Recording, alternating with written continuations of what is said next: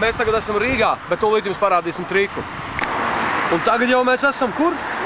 Igaunijā. Tas ir mūsu iesildīšanās brauciens vasaras balagānu tūrei pa Igaunijas klubiem.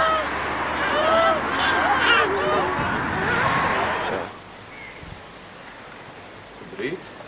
Mēs esam piecēlušies, nākšņojām tupatās Ormaras studio. Es zinu, kur tas ir. Tas ir Tartu. Un pasties, kas ir blakus.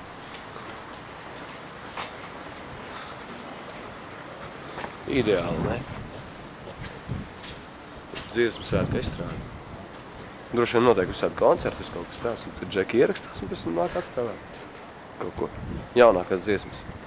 Sanāk vietējie jaunieši šajā mazajā estrādītā un klausās.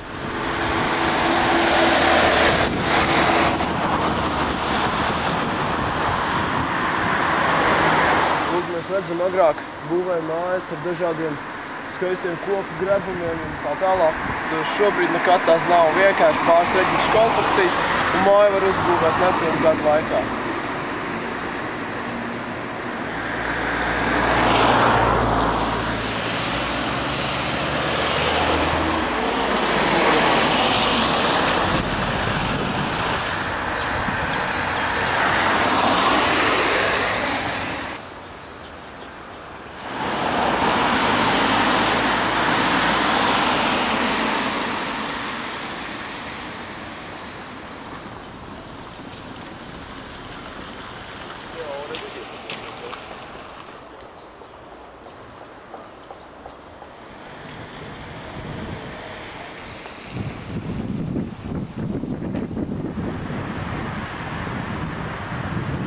Šī ir tā slavenā celtne, kur laikam dzīves arī Latvija, kur jaunatvieši kaluši savus plānus Tartu universitāti. Visu cieņu joprojām, viss noteikti cilvēki mācās.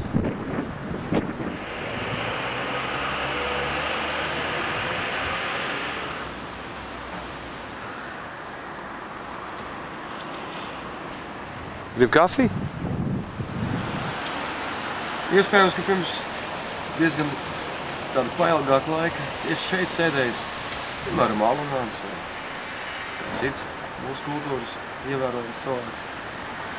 Un dzērs kafiju agri no rīta. Un tieši ar šo varbūt ir sākusies kāda diena, kas arī mūsu tautai un valstī nesas kaut ko īpašu. Šeit mēs redzam Svētā Jāņa baznīcu.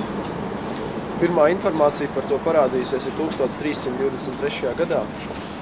Un ievērības cienīgi tā ir ar bagātīgiem teraka ornamentiem, ko mēs redzam, ka visur tur valiņi ir.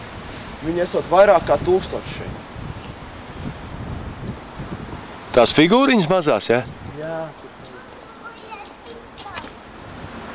Un kas ir tad teraka?